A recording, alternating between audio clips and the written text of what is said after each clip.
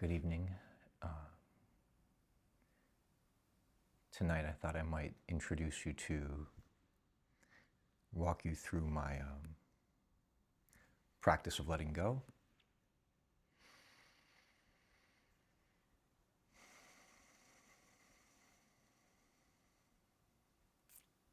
This isn't so much a meditation as part story and part me just sharing my practice to help other people understand what letting go might look like for someone else and how it can be practiced.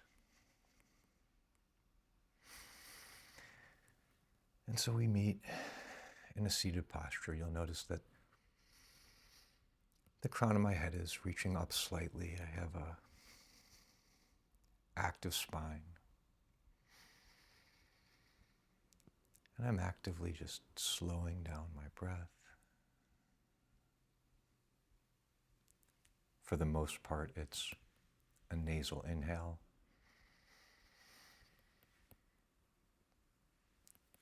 And an exhale through the mouth or nose.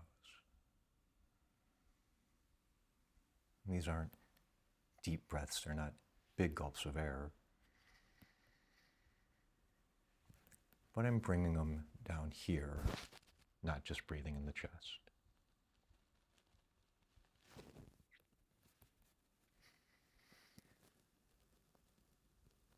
I got a call from my ex-fiancée tonight, and I could tell that she'd been crying.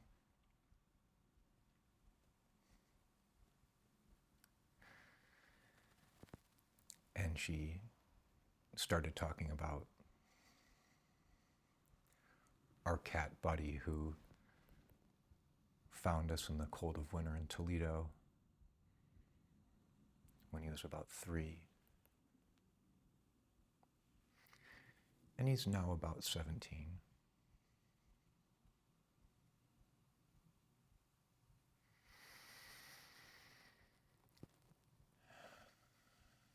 And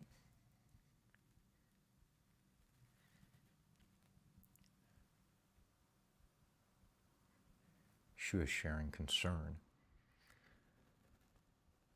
for certain things that were happening right now.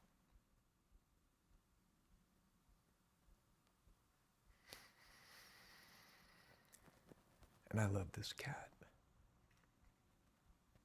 Of all the souls on this planet, I love this cat so much.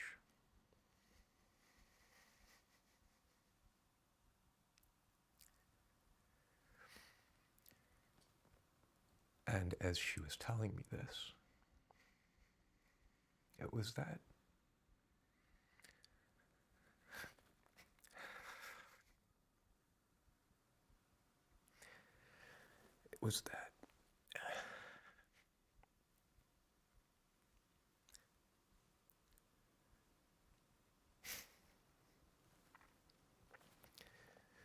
it was that beginning of the end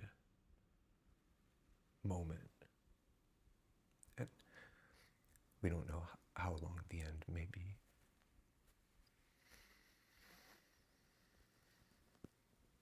But that was the feeling.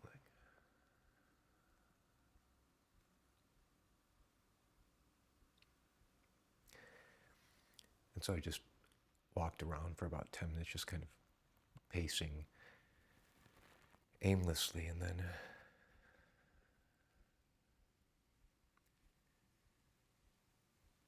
realized that this is the opportunity to practice letting go, which is a practice that I've been developing over the past couple years.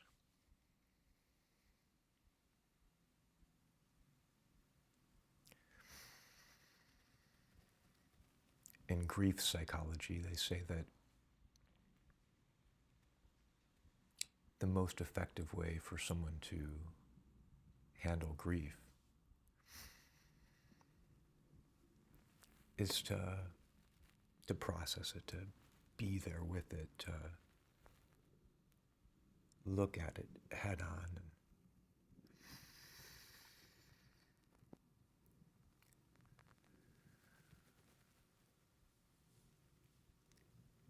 In the Yoga Sutras, very early in the book, a foundational concept is vairagya.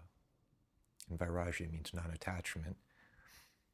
And the verse reads, Vashikara Sanghya Vairagyam, which means from non-attachment comes a supreme state of consciousness.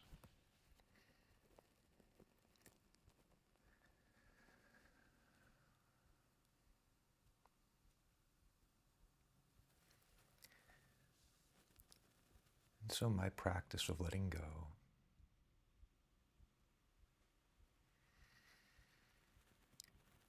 is finding a place of stillness,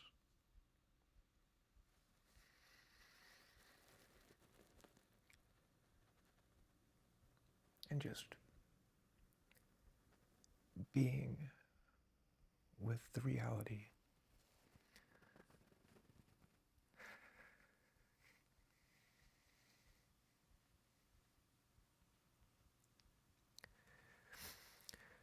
recognizing the moments the mind turns to anger,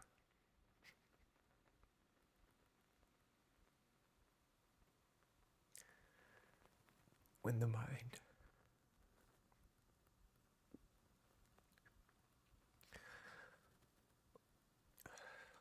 wants to hold on.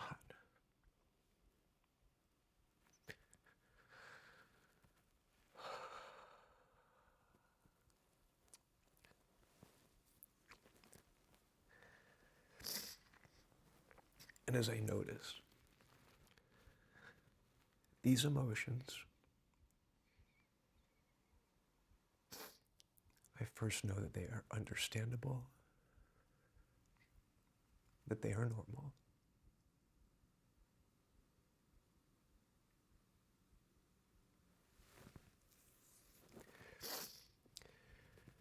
And the practice of letting go teaches us to recognize our grasping. And instead of trying to hold on,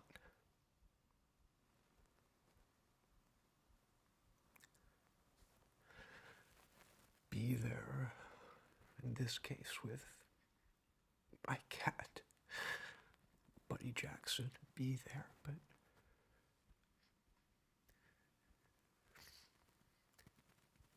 also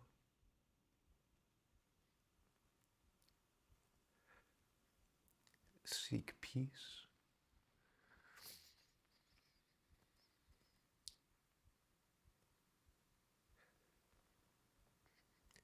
and find the beauty in this is nature's cycle. There are so many things about nature that are beautiful,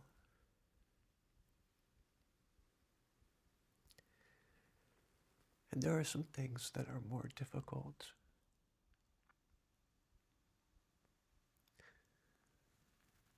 But this is the natural order. And the practice of letting go invites us to see the beauty in all of nature, to recognize what is, and instead of resisting that,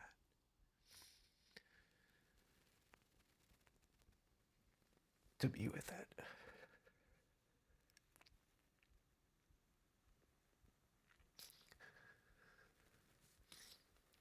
To practice breathing. You get choked up, but you come back. It's okay to want to hold on.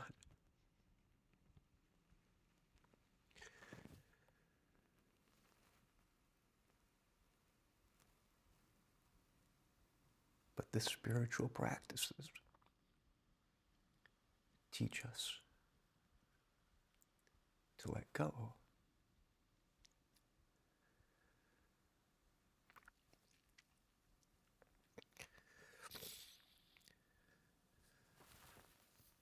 About a year ago, in March, after the fires, the Palisades, I had the honor to drive a Buddhist monk from Santa Monica up to Malibu. And so for the 20 minutes that we were going through the Palisades in Malibu, of which most had burned over the about 2 months prior to then, I asked him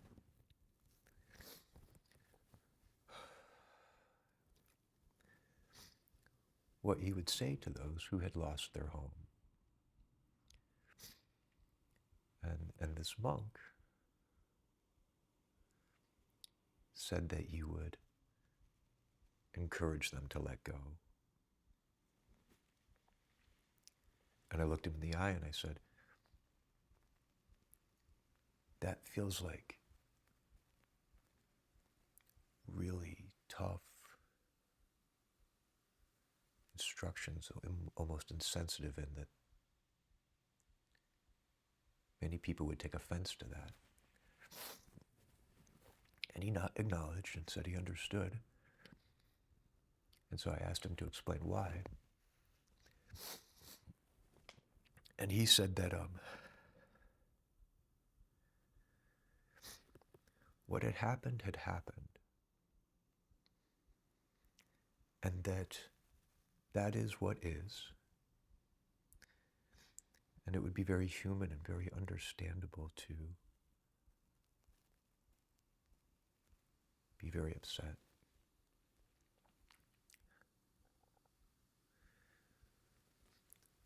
But similar to how grief psychology suggests that you process it, that you come face to face with it, that you sit in it, that you don't hide from it, that you see what is and make peace with what is.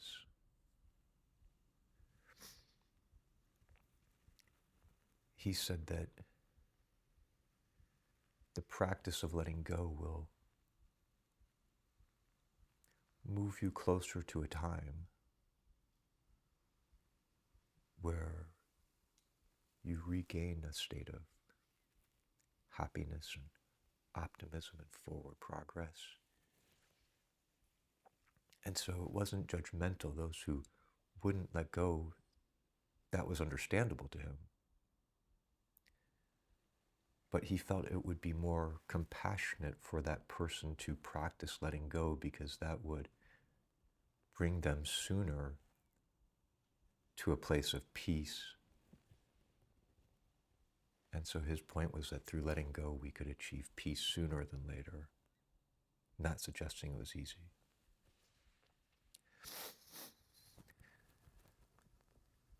I brought this book, Meditations by Marcus Aurelius, and he talks about contemplating death.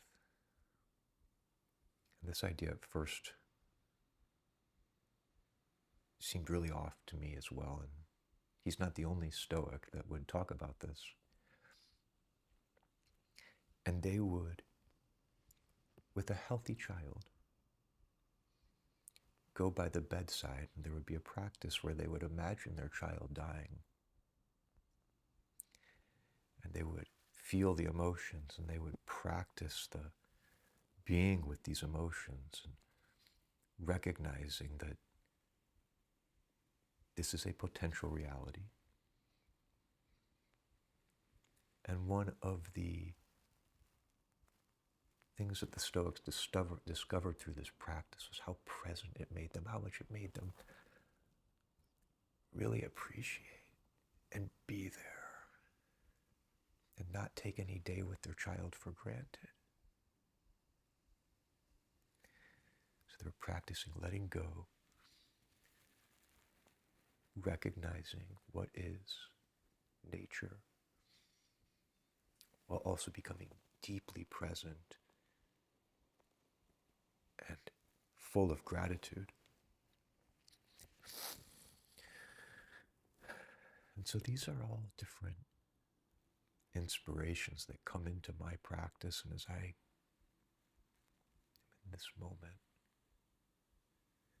sharing me going through my own practice of letting go, these are some of the different places where my practice has been inspired by.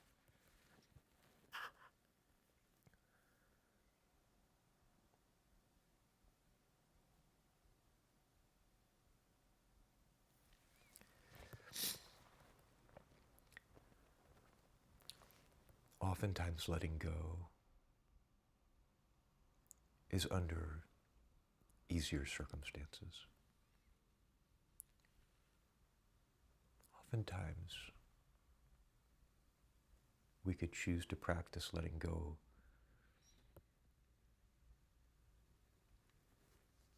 of a disagreement,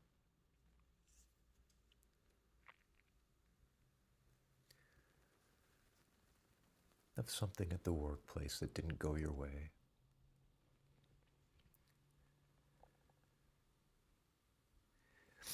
And to the extent that I am able to apply the practice of letting go to some of those less challenging circumstances, I find that I'm able to go to bed with less of the thought loop playing through my mind, and I'm more likely to get a better night's sleep as I sit here and process it and feel the anger and receive the anger and say it's okay, and then practice letting go and see. In this case, my cat.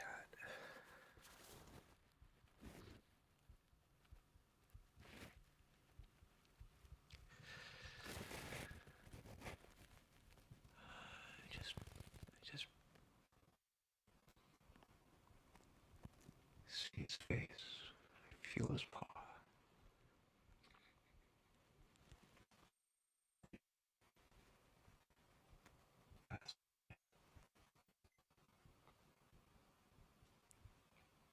And I be there with it. And I believe that this practice will help me have a better night's sleep tonight.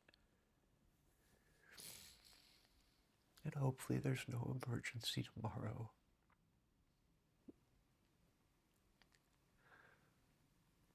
But if an action is required, I believe that this practice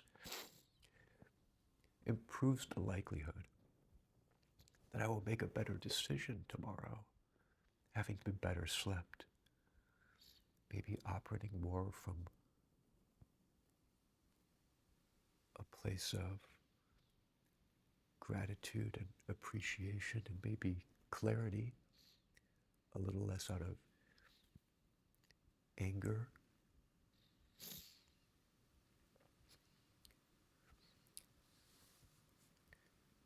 And so maybe if I were to take him to the vet, I would be more alert to hear what the vet's saying and to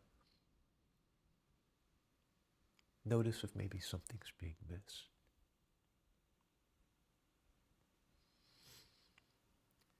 To ask all the right follow-up questions.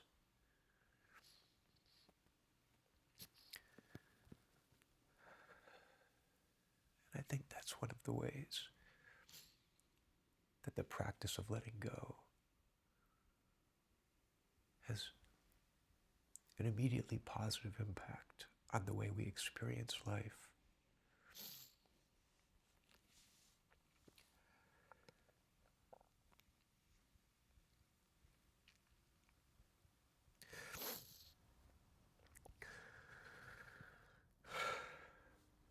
In The Untethered Soul, Michael Singer talks about samskara, and it's a concept from yoga, and it's the idea of blocked energy, and that when energy comes in, good or bad, if we don't process it, and if we don't experience it, and then let it pass through, that it gets stored inside and it becomes a blockage. And so one way to think of samskara is as a blockage.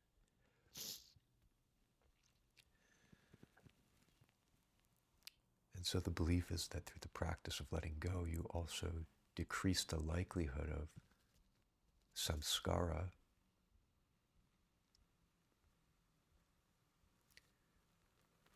which will allow you to resume your life more positively, more presently, contributing at a higher level, being more productive, creating more value in the world.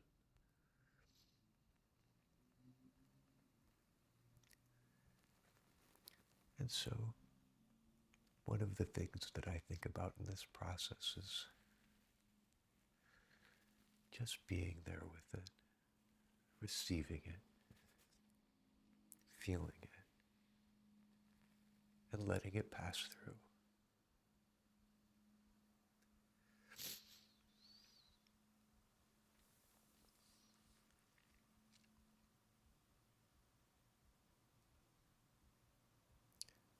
My ex goes out of town a fair amount, and when she does, I'll go stay with Buddy.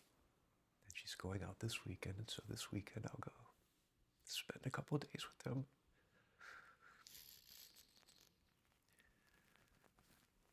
I love it so much.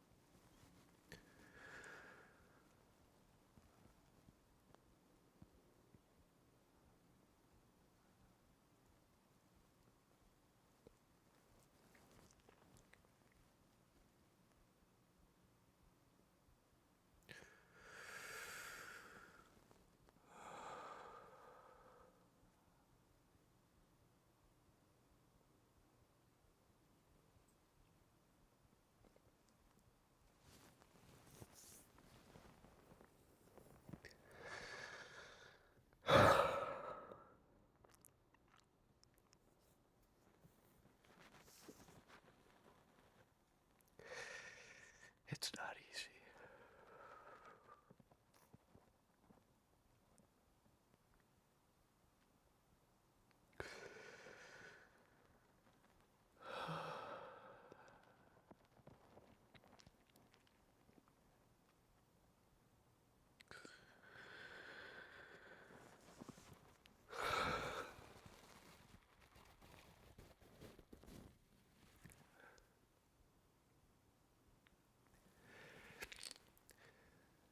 The final thing, I guess,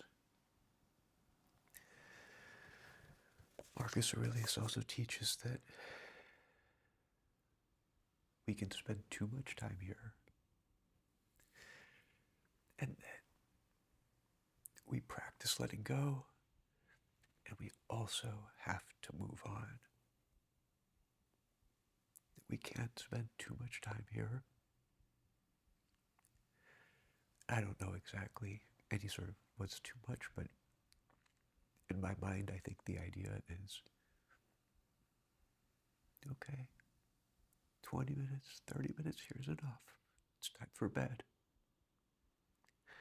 Tomorrow, you're going to go do good work in the world. And if you need to take 10 minutes or a half hour to practice stillness and letting go, okay, great.